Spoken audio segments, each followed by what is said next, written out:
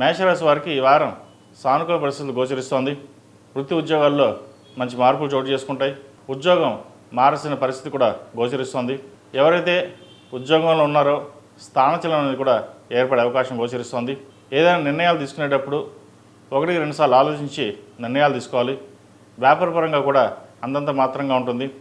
చేసే పనిలో కష్టం తప్ప ఫలితం దక్కదు.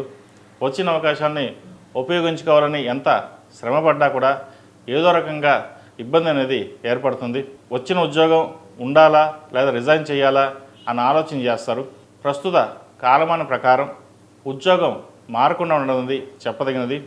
ఉన్న దాంట్లోనే ఎంత ఇబ్బందికరమైన ఉన్నా సరే సున్నితంగా పక్కన పెట్టి మీ పని మీరు చేసుకోవడం చెప్పదగినది. వ్యాపారపరంగా కూడా కొన్ని ఆటంకాలన్నీ ఏర్పడతాయి.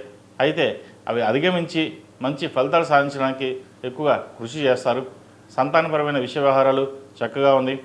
వివాహ ప్రయత్నాలు చేసుకునే వారికి మంచి అవకాశాలు కలిసి వస్తాయి. ఈ రాశిలో జన్మించిన విద్యార్థులకు కాలం అనుకూలంగా ఉంది.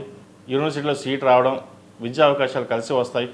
అయితే ఈ రాశి వారికి ఏలినాటి నడుస్తుంది.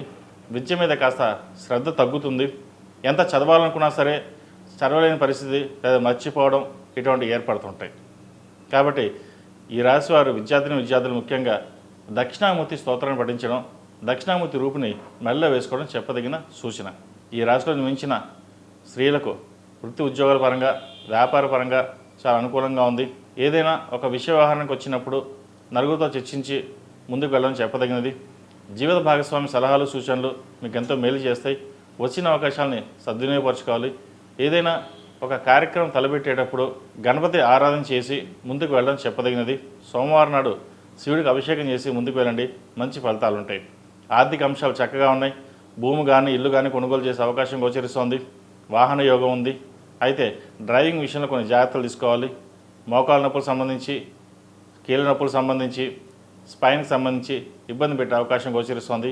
అలాగే యూట్రస్ సంబంధించిన ఇబ్బందులు కూడా ఉండే అవకాశాలు గోచరిస్తోంది. వాటి విషయంలో జాగ్రత్త తీసుకోవాలి. వ్యాపారం పరంగా ఖర్చుల్ని అదుపులో ఉంచుకోవాలి. అందరినీ నమ్మి మోసపోవద్దు.